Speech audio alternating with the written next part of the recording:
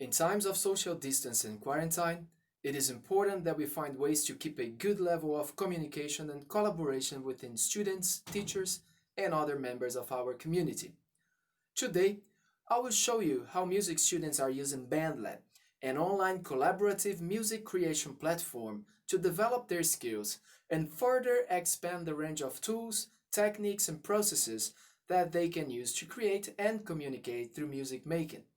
I am Mr. Nogara, and this is the first episode of my show, Notes from Isolation. Welcome.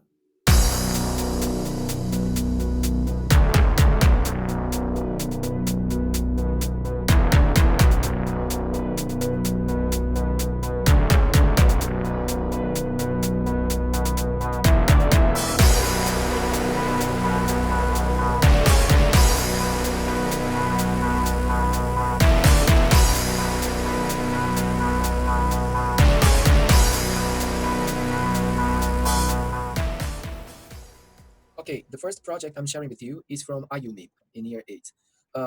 First thing to notice, there is a fair amount of audio tracks, different loops that she loaded here. Okay.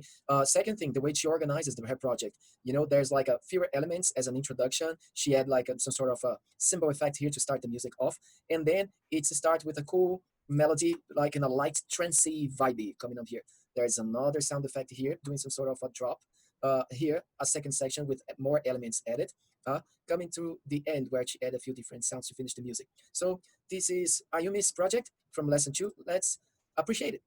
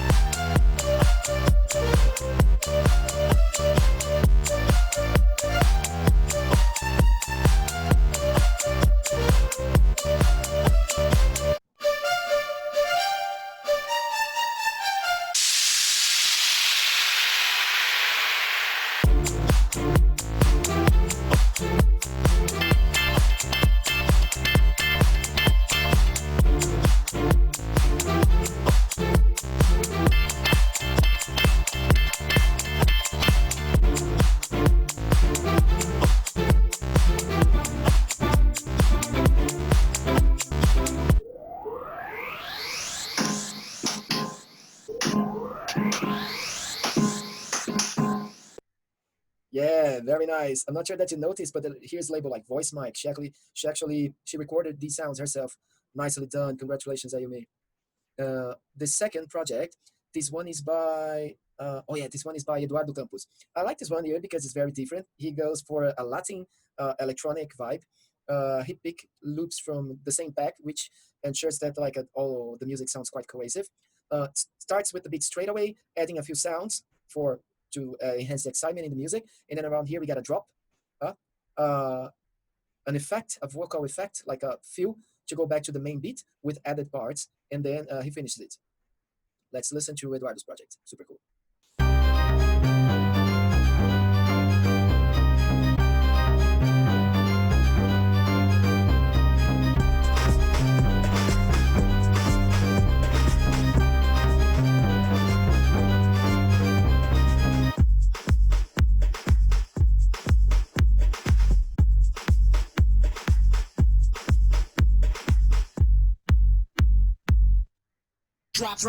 Drop, please, everybody.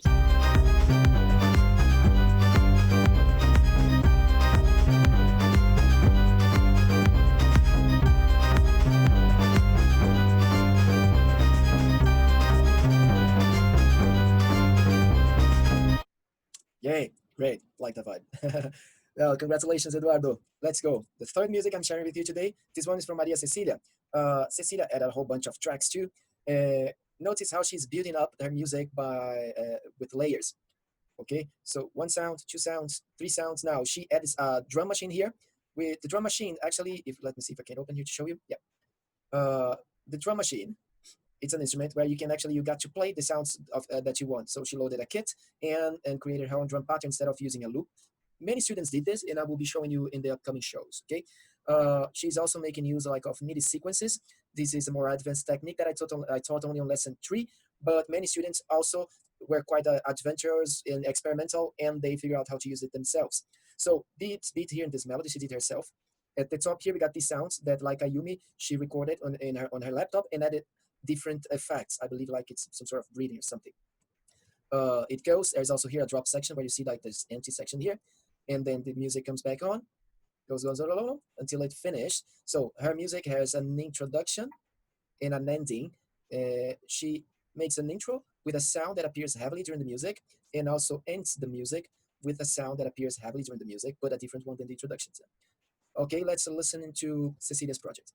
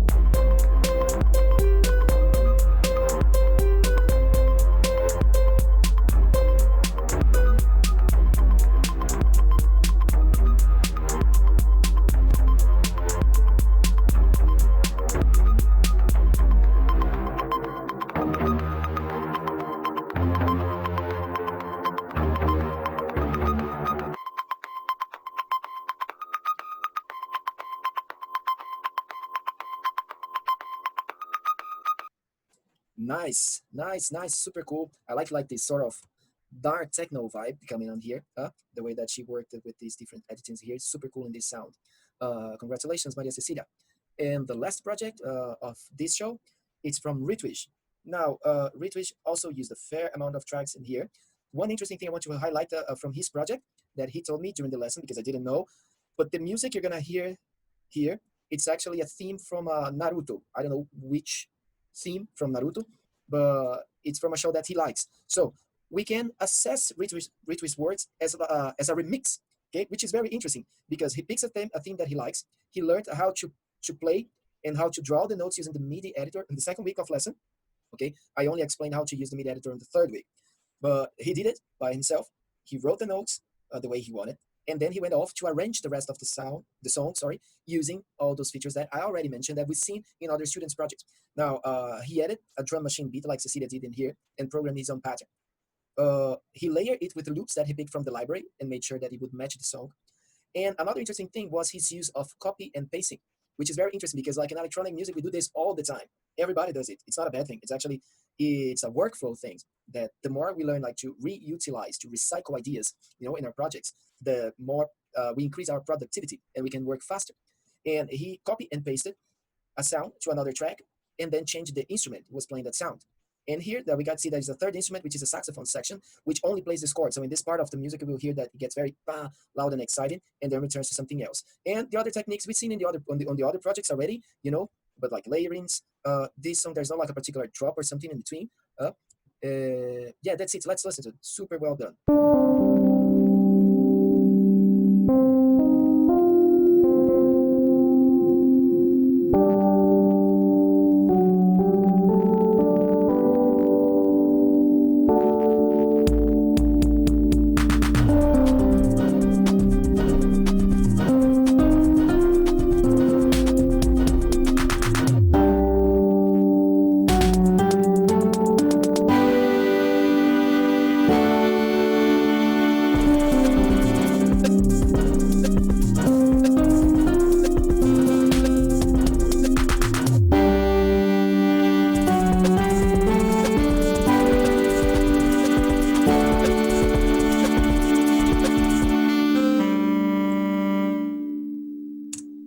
Nice. I like the detail in the end. So there you have it, Ritwi's Heroes anthem-like version, rendition, remix of Naruto's.